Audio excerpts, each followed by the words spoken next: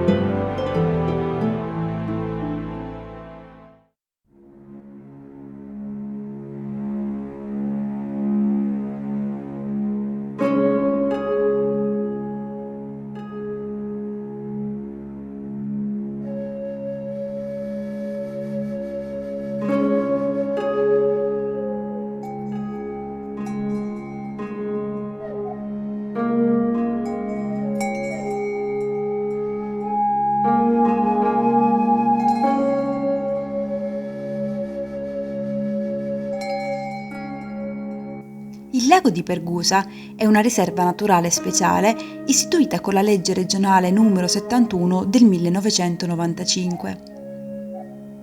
Si trova al centro della Sicilia, in provincia di Enna, a 667 metri sul livello del mare.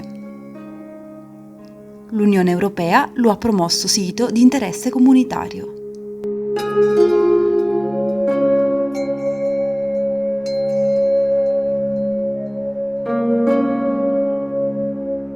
Il lago, di circa 4,5 km, è di origine tettonica e ha acque salmastre. È l'unico lago endoreico della Sicilia, cioè senza immissari né emissari.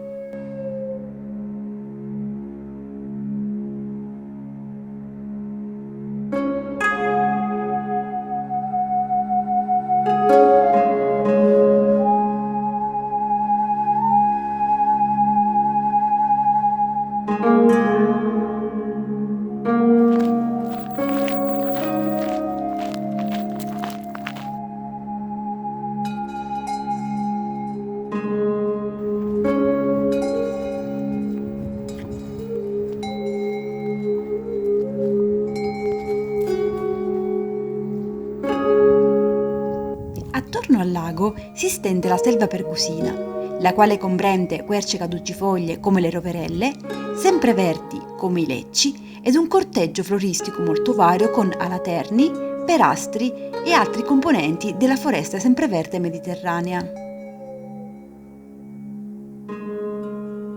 Inoltre troviamo la cannuccia palustre, il giunco e la calistegia.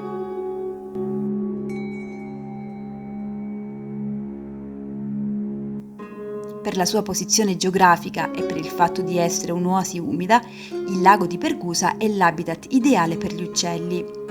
Si possono ammirare per esempio garzette e aironi cenerini in primavera, l'alzavola, il fischione e la folaga in inverno.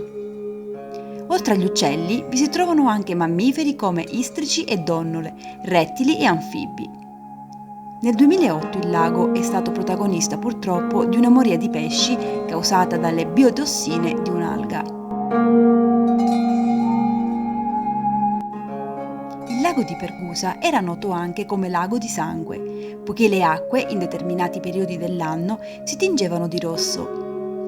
Questo fenomeno era dovuto a dei batteri presenti nelle acque che per difendersi dai raggi del sole estivo si tingevano di un pigmento rosso e si insediavano in foltissime colonie sotto le piante acquatiche. Tale pigmento si trasferiva poi all'acqua e ai batteri che in essa vivono, regalando questo aspetto rossastro al lago.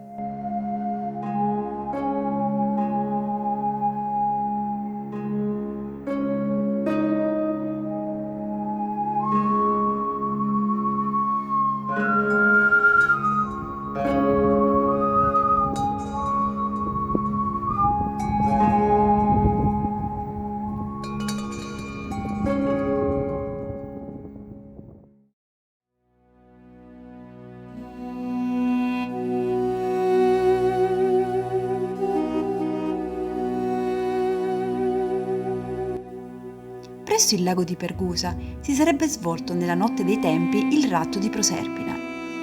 La leggenda narra di Proserpina, figlia di Cerere, che mentre raccoglieva fiori nei pressi del lago fu rapita dal dio degli inferi Ade e fatta sua sposa. Cerere la cercò in lungo e largo per 9 giorni, trascurando così il suo dovere e le mesti cominciarono a venir meno. Il 10° giorno Giove, preoccupato per la carestia cui poteva essere soggetto il genere umano, fece svelare a Cerere il luogo dove l'amata figlia era stata trascinata. In seguito alle disperate suppliche della madre, il padre degli dei acconsentì che madre e figlia potessero vivere insieme, ma solo per un periodo dell'anno. Cerere accettò la decisione, ma anche lei emanò una sentenza. Quanto il suo sguardo fosse stato lontano dalla figlia e la tristezza riempito il suo cuore, allora la stessa sorte sarebbe toccata alla terra, dando così origine all'autunno e all'inverno.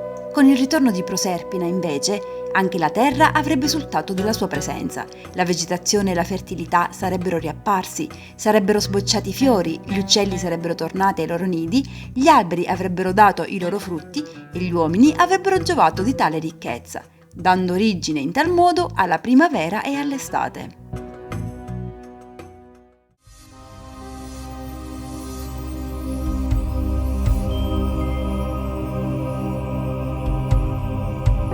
Il lago è cinto dagli anni 50 da un autodromo.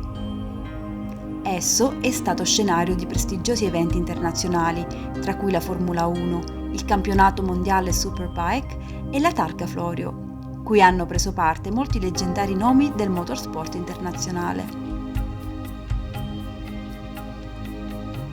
Oggi è gestito dalla famosa Pirelli.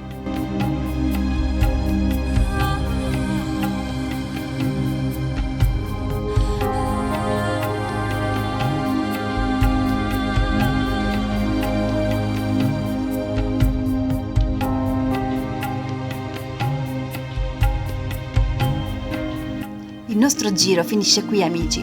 Spero tanto questo video vi sia piaciuto e se così fosse lasciate un bel like. Mi raccomando, iscrivetevi al canale e attivate la campanellina per scoprire quale sarà la mia prossima meta. A presto!